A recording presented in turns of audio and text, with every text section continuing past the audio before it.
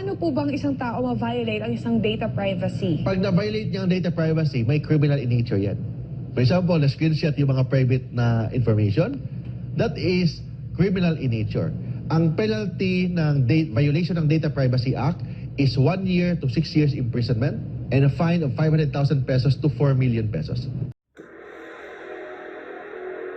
Miss Lala, ang paksa natin ngayon, Miss Lala, ay mabigat dahil tayong lahat ay alam natin to lahat dahil gumagamit tayo ng mga computer, mga cellphone. Ano bang topic natin? Totoo, no, isang araw pinag-usapan namin libel cases naman. So very connected siya sa topic natin today, which is cybercrime. Data privacy and cybercrime warrant. Kuya Mark, ano po ba ang cybercrime? Ang cybercrime, criminal. Cybercrime is a crime. Crime na it involves illegal access, illegal transmittal, illegal manipulation of a personal data, including criminal activities like fraud, theft, yung pagnanakaw, kasama din doon yung tinatawag na cyber libel or distribution of child pornography using internet. Ibig sabihin, itong cybercrime, krimen ito na gumagawa ng internet, ginagamit ang internet, ginagamit ang computer sa paggawa ng krimen. Yun ang tinatawag na cybercrime. Pag na-arresto ka, Kuya Mark, cyber warrant, yun, parang ganon. Iba yung cyber warrant kasi iba yung tinatawag na warrant of arrest. Iba din. Ang warrant of arrest, warrant yan inisyu ng court para arrestuhin ka. Iba yung cyber warrant. Yung cyber warrant. Cyber warrant? O yung cyber warrant, iba yun. Kasi yung cyber warrant of arrest, inaresto ka. Search warrant, i-search yung bahay mo. Search warrant. Yung cyber warrant, iba naman yun. Ang cyber warrant, it is a warrant issued by the court. Court na tinatawag na cybercrime court.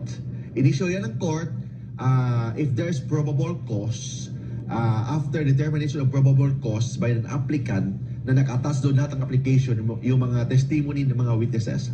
Yun ang tinatawag na cybercrime warrant. Normally, ang cybercrime warrant, daming mga klase ng cybercrime warrant, normally it involves the access, opening, disclosure of the or interception of the computer.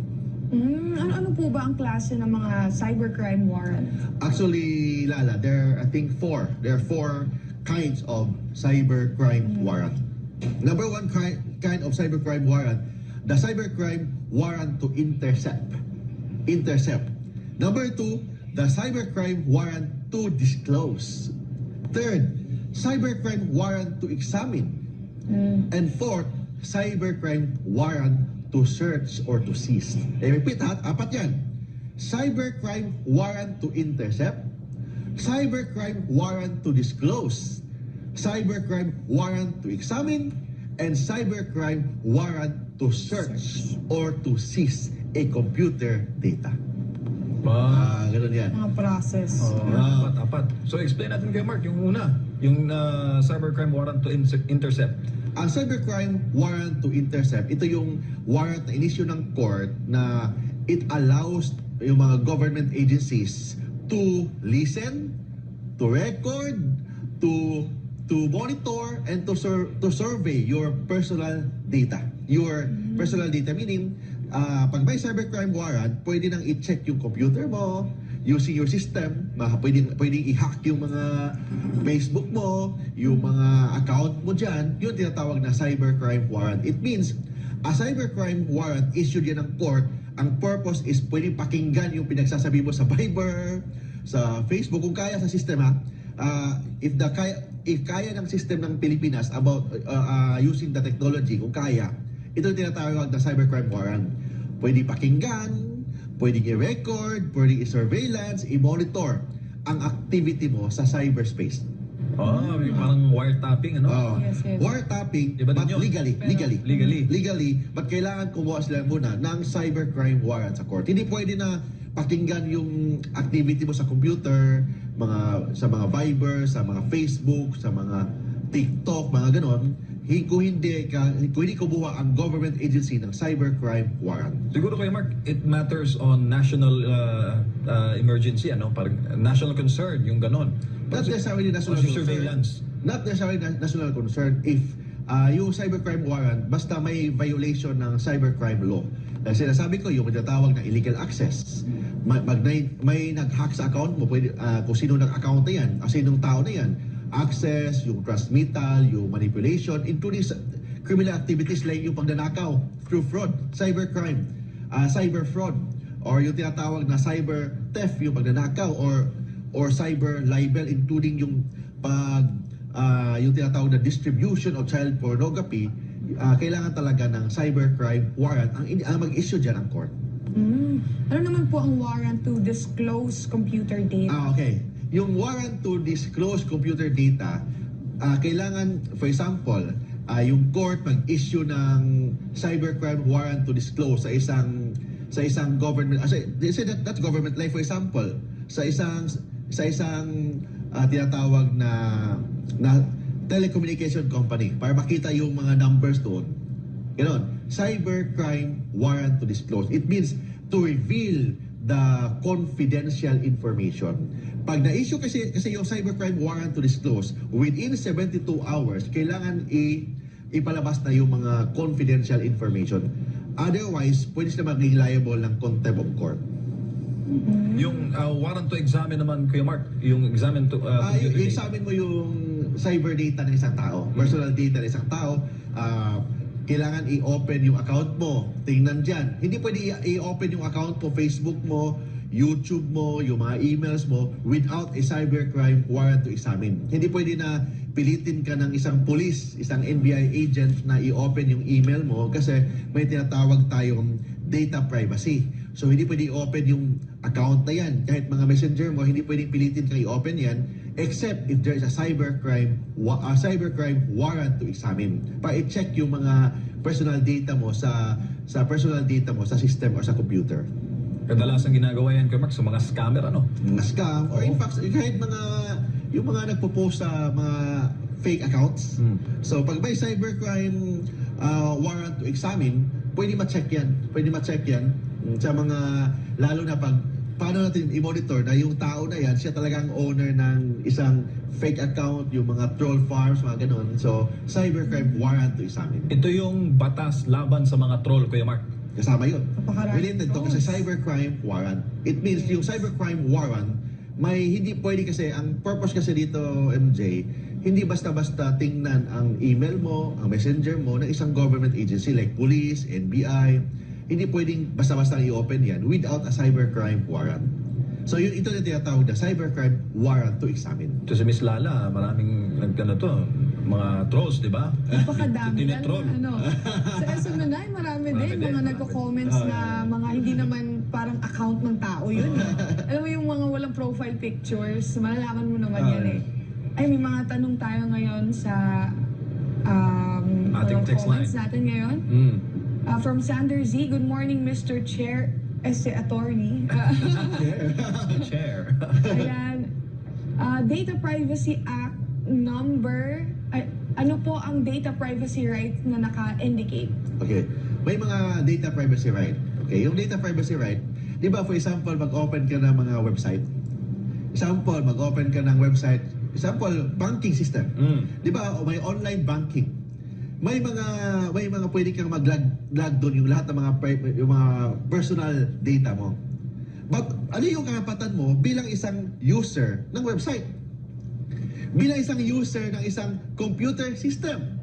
Anong karapatan mo bilang isang Pilipino using that computer system, information or communication system? You have the right to inspect. You have the right to access. You have the right to object. May right ka to edit. Hindi pwede na ilagay-lagay lang. Wala ka right to edit. You have the right to edit.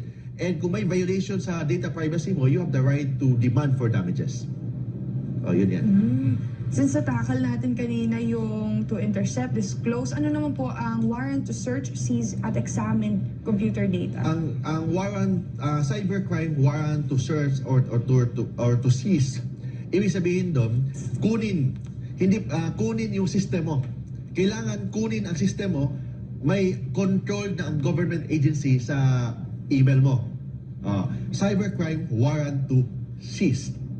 May control na ang government agency sa sa Facebook Messenger mo, cybercrime warrant to search or to seize. Kunin nila. Ibig sabihin, may control na sila sa system mo or yung tinatawag na emails, mga messenger. Ibig sabihin, hindi basta-basta ang isang government agency pilitin ka na ibigay yung password mo. Ano password mo? Tingnan natin yung email mo. Hindi pwede ganon. You should demand a cybercrime warrant because that is in protection of your right to privacy. Yes, parang warrant of arrest. Hindi Parang ka pwede warrant of arrest din pumasok yun. sa bahay ng tao kung Oo. wala kang warrant of arrest. Parang bahay yan, but it's actually yung system, yung example, application, Facebook application, YouTube application, bahay mo yun eh. You're the king of the house. You're the king of the house. Yung password mo is your signature. So it means yung password na yan, hindi basta-basta ibigay yan sa isang police, sa isang NBI agent without a cybercrime warrant issued by the court. Pag nagkamali sila doon, Kuya Mark, technicality, pag ginawa nila yon ng arresting authority, wala na yon. May epekto yun sa Pwede kaso. yan matatawag yan na fruit of a poisonous tree. Ba? When you say fruit of a poisonous tree, any evidence obtained illegally cannot be accepted or admitted as evidence in any courts. Dismissible din yun, Kuya Mark. Hindi na matawag na dismissible, but hindi pwede magamit ng evidence yun kung kinuha yung mga ebidensya illegally. Ang tawag doon sa ating saligang batas, fruit of a poisonous tree. Under the exclusionary rule, under the rules of court and under the Constitution, hindi pwedeng magamit yan na evidence. Kuya Mark, sino po ba yung may authority to issue a cybercrime warrant? Only the judges. Hindi pwede isang congressman ang mag-issue, mga congressman, hindi pwede. Easy. O mga senador or mayor, hindi pwede. Only ang pwede mag-issue ng cybercrime warrant, only the court, incumbent member of the judiciary. But hindi basta-basta ang isang court mag-issue ng tinatawag na cybercrime warrant. Hindi basta-basta. Kailangan muna na may probable cause. By the applicant, kailangan i-prove ng applicant na may probable cause, naka-attach doon yung mga affidavit ng mga witnesses para matatawag na may basihan. Hindi pwede na based lang sa chismis. Kasi uso ngayon, chismis lang, mag-overreact agad. Hindi ganun. Kailangan it should be based on evidence, based on law, based on jurisprudence. Hindi pwede, parties ka lang dyan, maniwala ka na.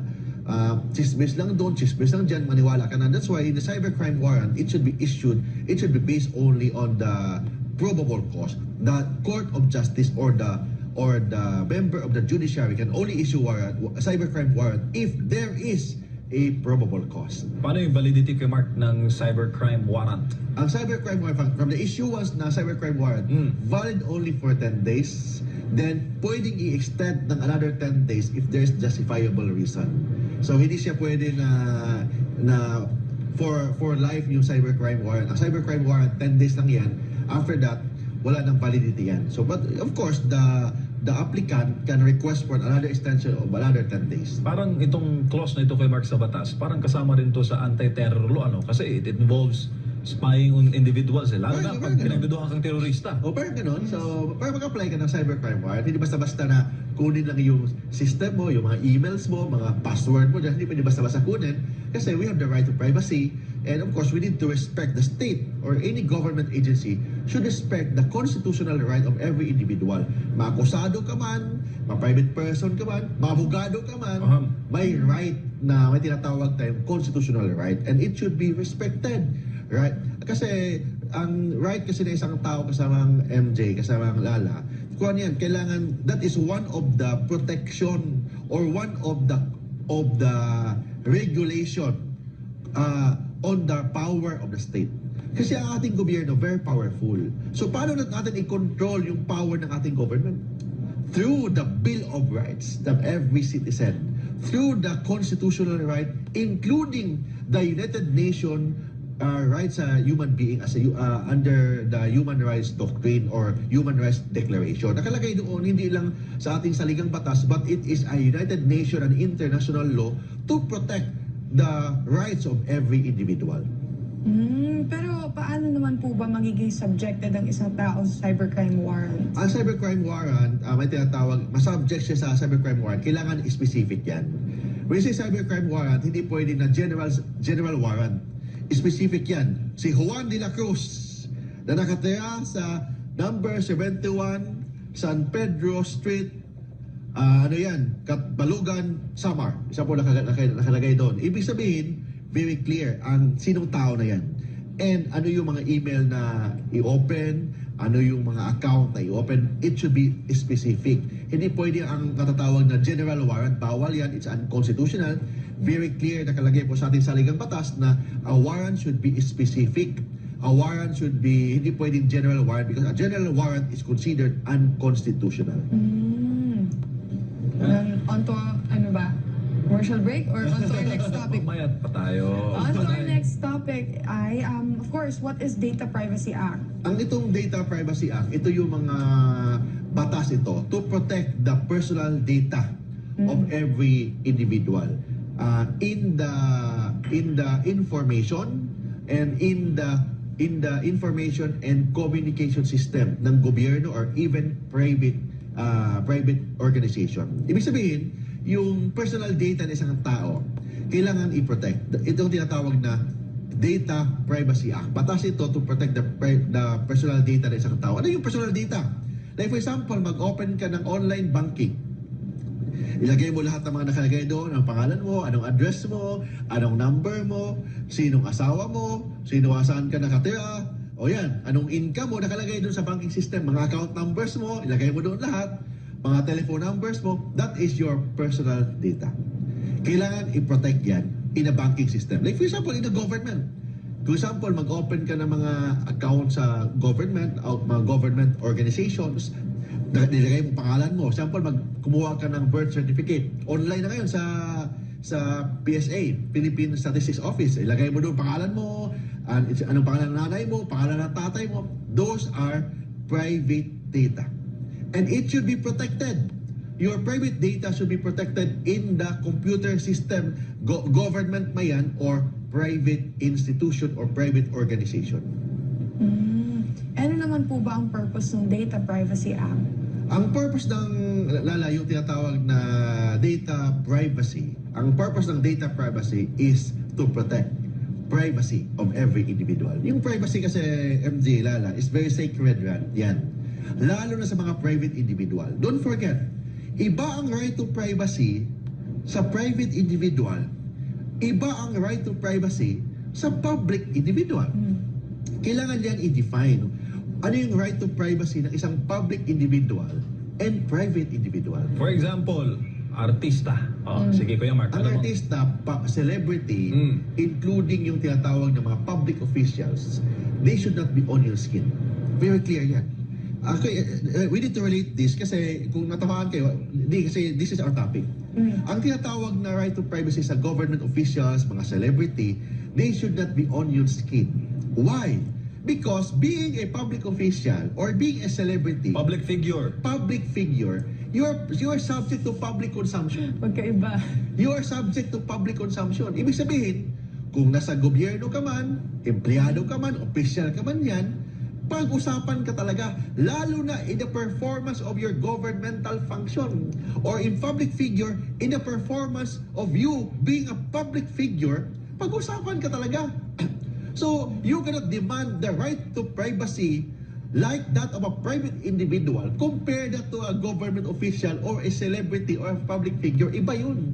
Ito yung tinatawag na data privacy is actually in the protection of the right of privacy of every individual. But there is a substantial distinction of the right to privacy sa isang private individual kaysa isang public official, government official, and public figure. Nagkakaiba yun. Kaya pinag-uusapan ngayon yung hiwalayang Catherine Bernardo at Daniel Padilla. Ano bang totoo doon na? Mukhang marami-rami. Natabunan nga yung Congress hearing natin sa bayan. Uso yung hiwalayan ngayon. Oo. Pero hindi ko naniniwala sa mga ganyan. Ganun. Well, Gusto ko actually, lifetime. yes, totoo yun na very different yung private, yung privacy ng isang public figure at the same time yung private figure kasi being a public figure, marami talagang chismis, maraming mga hindi naman katotohanan. Subjected. Yung mga hiwalayan, mga love life na yan. Yes. Anong pakialam natin dyan? But because they are public figure, minsan pag-usapan. That's why you cannot, if you are, ano pa nung dalawang artista na yun, Catherine Bernardo at Kathleen and Daniel. Daniel, they cannot demand privacy. Compare that to the privacy of Juan de la Cruz. Iba yun. There is a substantial distinction between Mr. Juan de la Cruz and the lab team of Daniel and Kathleen. Ano? Kathleen ba mga ganun? Catherine, ano ba yun? O yan, iba yun. So, hindi nila pwede sabihin, I have the right to privacy. No. Substantial distinction. Iba yung right to privacy ng mga celebrity, public figure kay Juan de la Cruz. Same also sa isang government official, mga government employees, lalo na in the performance of their government function, they are subject to public criticism sa ginagawa nila in the performance of their government function. i-relate sa case natin last time sa Congress? Parang ganun. So, a government official should not be onion skin. Yun ang very basic yan. Nakalagay po yan sa ating jurisprudence and sa ating Korte Suprema. May tanong si Lorraine Alterado, may violation po ba sa data privacy breach kung halimbawa naka-screenshot ang private conversation tapos naipasa po sa ibang tao? What's worse, kung naipost ko yung Mark at naipost sa ibang group chat naman. Okay. Dito mga tayo, iba yung tinatawag na screenshot tapos pinost. Iba naman yung screenshot na sinend lang Sa isang tao. Ano yung tinatawag na screenshot? Yung screenshot, yung may mga chismis na mga message. Tapos mga marites, mga chismoso. Tapos screenshot. Tapos, ito sabi ni MJ, kuhaan ka daw. Sample, gano'n ha? Easy. Sample lang na, okay mga gawal. Sample, gano'n. May violation ba? Sabi ng batas, it depends kung ano yung in-screenshot. For example, in-screenshot yung mga personal data. Personal data, like for example, ang personal data, pangalan ng girlfriend ni MJ. Sample ha? Wala. Address, telephone number, school record, medical record. Example, gano'n ha? Medical record, screenshot, ito pala ang girlfriend ni Igualo, itong pangalan. Personal data. That is illegal processing of personal data. 1 year imprisonment, 500,000 fine. Yun yan. What? 500,000? Yes. Personal data. Pero kung mga screenshot ko, MJ, saan tayo mag-celebrate ng Christmas party? Ganoon, sample, screenshot ko. Dito tayo mag-Christmas party. Hindi naman personal data yun. Di ba? So, there is no violation. So, hindi lahat ng screenshot may violation ng Data Privacy Act. Ang may violation ng Data Privacy Act if yung information of the screenshot private in nature. Private, personal in nature, private in nature. Halimbawa ka Mark, both parties nagkasundo, oy, huwag ka mag-screenshot ha, you agreed. Yung isang party nag-agreed din. Pero, brinake niya yung kasunduan. Actually, it's not nakasunduan. It is the nature of the information in the screenshot. So, doon tayo mag-determine. If the nature of the information in the screenshot is private in nature, violation ng Data Privacy Act. Pero kung hindi naman private, ang pinag-usapan natin, saan tayo magkita sa birthday mo? Saan, anong dapat suotin natin? Tapos, ayaw ko na i-save. Gusto ko na i-screenshot na lang para mas makatipid ako sa oras. Sabi mo, Kuya Mark, magkuhan tayo sa Christmas party, mag-Americana tayo. Magpula na Americana. Tapos, necktie pula. Ayaw ko na i-take note. Sige, screenshot mo na sabi ni MJ para ma-save ko as my reminder. Hindi yan violation ng data privacy. Ibig sabihin, hindi lahat ng screenshot illegal. Maging illegal lang yan, maging criminal lang yung screenshot na yan kung ang screenshot mo, data privacy, yung private information ang screenshot mo. Yes. Ano po ba ang mga data privacy rights na nakasaad sa Data Privacy Act? Ang mga data privacy rights yan ay isang Pilipino. Like for example, ang data privacy number 1, yung tinatawag na right to inform.